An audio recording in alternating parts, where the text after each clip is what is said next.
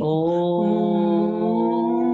श्रीराम राम रामेति रमय रामं मनोरमे सहस्रनामं तत्तुल्यं रामनामं वरानने। ॐ आपदामपहर्तारं दातारं सर्वसम्पदां लोकाभिरामं श्रीरामं भूयो भूयो नमाम्यहम्। Namaskar. Today we read chapter 38, which has 24 verses. In this chapter, continuing with the story of origin of the river Ganga, the narrative begins with the king Sagara, a former king of Ayodhya and a forefather of Sri Rama.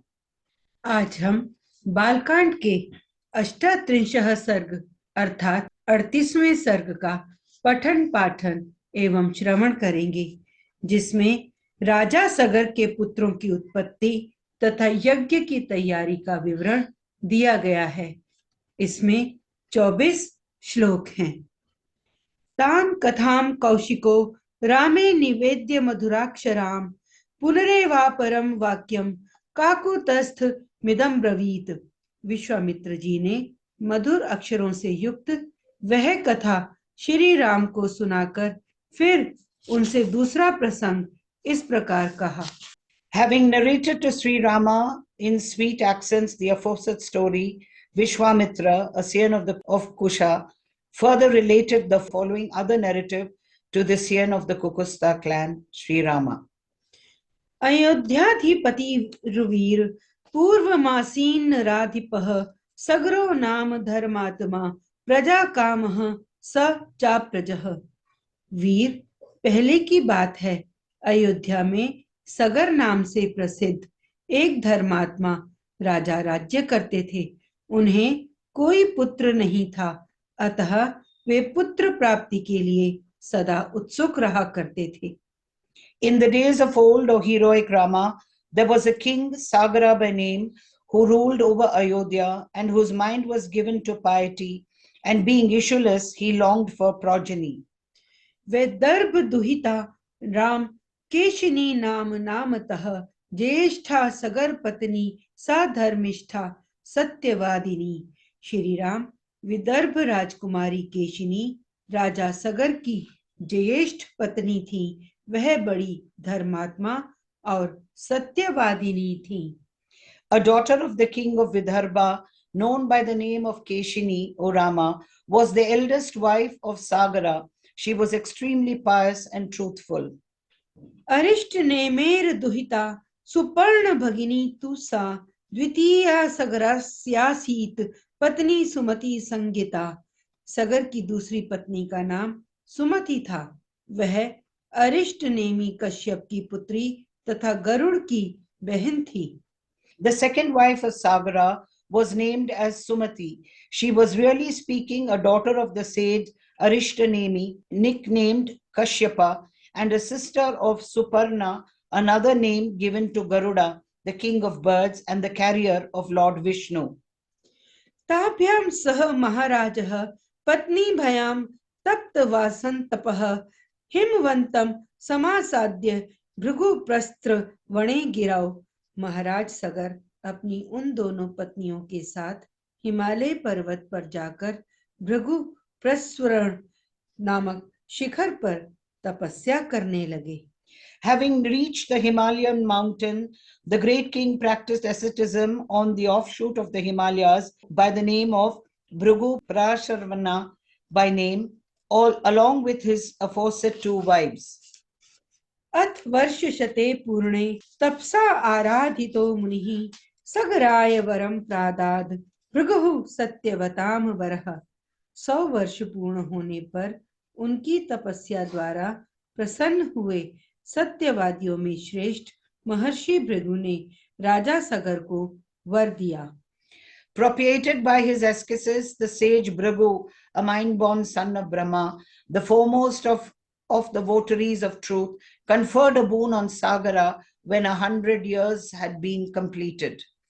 अपत्य लाभः सुमहान भविष्यति तवान कीर्तिं च प्रतिमां लोके प्राप्यसे पुरुषः शभः। निष्पाप नरेश, तुम्हें बहुत से पुत्रों की प्राप्ति होगी। पुरुष प्रवर, तुम इस संसार में अनुपम कीर्ति प्राप्त करोगे। He said, good many sons will be born to you, O sinless one, and you will attain unequaled fame in the world, O jewel among men. एका जन्यता तात पुत्रम वंशकरम तव षष्ठिम पुत्र सहस्त्राणि अपरा जनयिष्यति।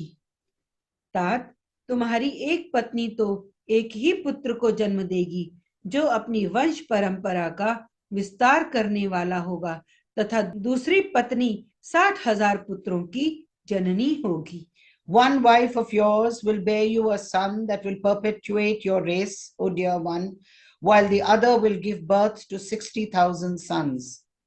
भाषमाणं महात्मानं राजपुत्रयो प्रसाद्यतम उच्चतुः परम प्रीते कृतांजलिपुटे तदा। महात्मा भृगु जब इस प्रकार कह रहे थे, उस समय उन दोनों राजकुमारियों रानियों ने उन्हें प्रसन्न करके स्वयं भी अत्यंत आनंदित हो दोनों हाथ जोड़कर पूछा।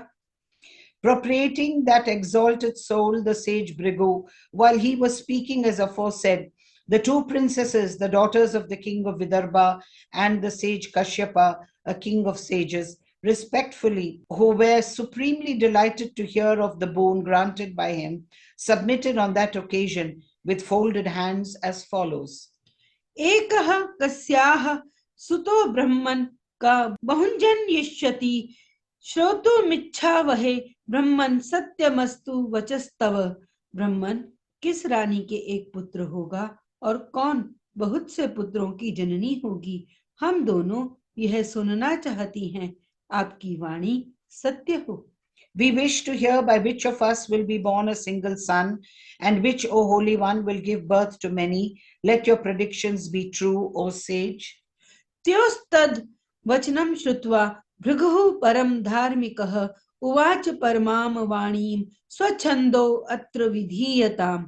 एको वंशकरो वास्तु बहवो वा महाबलाः कीर्तिमन्तो महोत्साह का वा कम वर्मिच्छति। उन दोनों की यह बात सुनकर परम धर्मात्मा भृगु ने उत्तम वाणी में कहा, देवियों, तुम लोग यहाँ अपनी इच्छा प्रकट करो। तुम्हें वंश चलाने वाला एक ही पुत्र प्राप्त हो, अथवा महान बलवान यशस्वी एवं अत्यंत उत्साही बहुत से पुत्र। इन दो वरों में से किस वर को कौन सी रानी ग्रहण करना चाहती है? Hearing that question of theirs, the supremely pious Bhrigu gave the following excellent reply. Let your own will be enforced in this matter. In one case, there will be a single son that will perpetuate the race, and in the other, many mighty and renowned sons full of great daring. Which of you would have which boon? मुनेस्तु वचनं श्रुत्वा केशिनी रघुनंदन पुत्रम वंशकरम राम जग्राह नृपसन्निधौ। रघुकुल नंदन श्री राम मुनि का यह वचन सुनकर केशनी ने राजा सगर के समीप वंश चलाने वाले एक ही पुत्र का वर ग्रहण किया।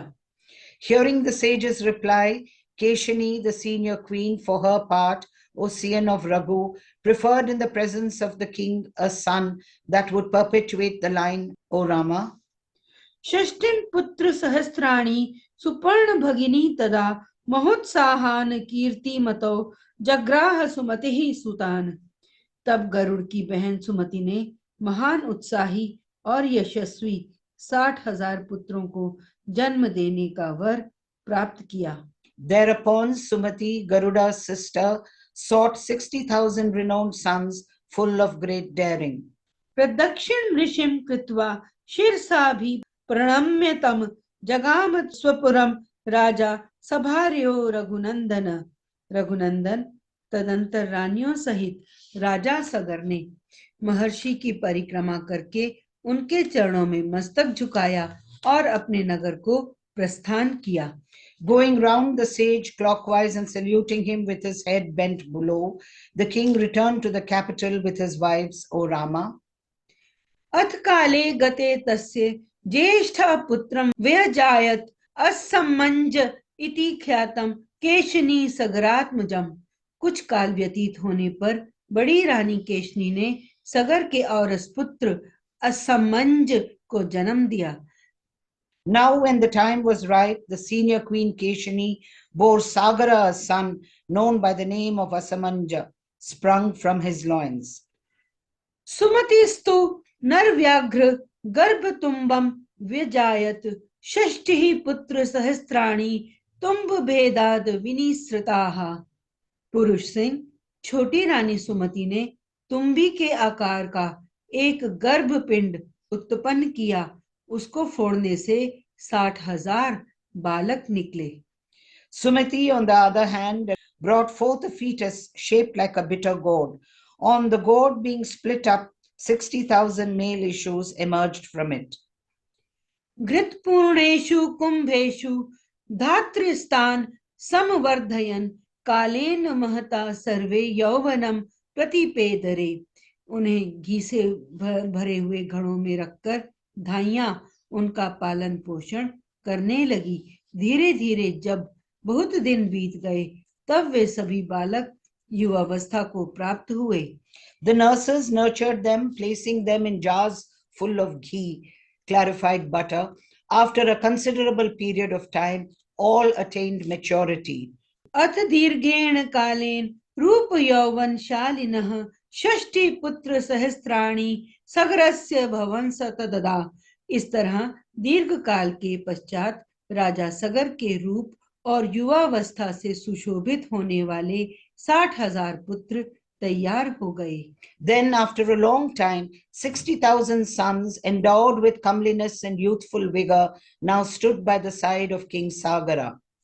स च ज्येष्ठो नरश्रेष्ठ सगरस्यात्म संभवः बालान् गृहीत्वा तु जले सरयवा रघुनंदन प्रक्षिप्य प्राहस्य नित्यं मंजत्स्थान निरीक्ष्य वै। नरश्रेष्ठ रघुनंदन सगर का ज्येष्ठ पुत्र असमंज नगर के बालकों को पकड़कर सरयू के जल में फेंक देता और जब वे डूबने लगते तब उनकी ओर देखकर हंसा करता। एवं पाप समाचारः सज्जन प्रतिबाधकः पौराणा महिते युक्तः पित निर्वासितः पुरात। इस प्रकार पापाचार में प्रवृत्त होकर जब वह सत्पुरुषों को पीड़ा देने और नगर निवासियों का अहित करने लगा तब पिता ने उसे नगर से बाहर निकाल दिया। तस्य पुत्रो शुमान नाम असमंजस्य वीर्यवान सम्मतः सर्वलोकस्य सर्वस्यापि प्रियं वदः। असमंज के पुत्र का नाम था अंशुमान। वह बड़ा ही पराक्रमी, सबसे मधुर वचन बोलने वाला तथा सब लोगों का प्रिय था। ततः कालेन महता मतिः संभिजायत सागरस्य नरश्रेष्ठ यजेयमिति निश्चिता। नरश्रेष्ठ कुछ काल के अनंतर महाराज सगर के मन में यह निश्चित विचार हुआ कि मैं यज्ञ करूं। सकृत्वा निश्चयं राजा सोपाध्याय गणस्तदा यज्ञ कर्मणि वेदज्ञो यष्टुम समुपचक्रमे। यह दृढ़ निश्चय करके वे वेदता नरेश अपने उपाध्यायों के साथ यज्ञ करने की तैयारी में लग गए। The aforesaid eldest son of Sagara, however, Ujjwal among men, actually caught hold of infants every day and was throwing them into the waters of the Saryu river. Openly and heartily laughed to see them drowning. Thus given to sinful conduct and tormenting pious men and intent on doing harm to the citizens, the youth was exiled by his father from the capital. The valiant son of the aforesaid Asamanja, Anshuman by name, on the other hand, was beloved of all the people and spoke kindly to all of them. Then, after a considerable period of time, a firm resolve was made by Sagara that he should perform a sacrifice. Having resolved upon a sacrificial performance, the aforesaid king, who was well versed in the Vedas, made ready that very moment to undertake a sacrifice along with the help of his family priests. O jewel among men, Sri Rama. इत्यार्षे श्रीमद् रामायणे वाल्मीकीये आदिकाव्ये बालकांडे अष्टात्रिंश सर्गः। इस प्रकार श्री वाल्मीकि निर्मित आर्ष रामायण आदि काव्य के बालकांड में 38वां सर्ग पूरा हुआ। Thus ends Canto 38 in the Balakandam of the glorious Ramayana of Valmiki, the work of a rishi and the oldest epic. Om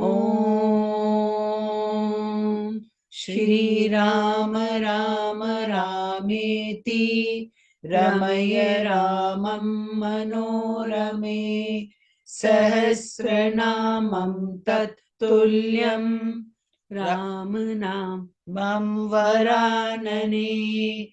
Om Apadamapahartaram Dataram Sarvasampadam Lokabhiramam Shri Ramam Bhuyo Bhuyo Namaಮ್ಯಹಂ। धन्यवाद। Dhanyavad.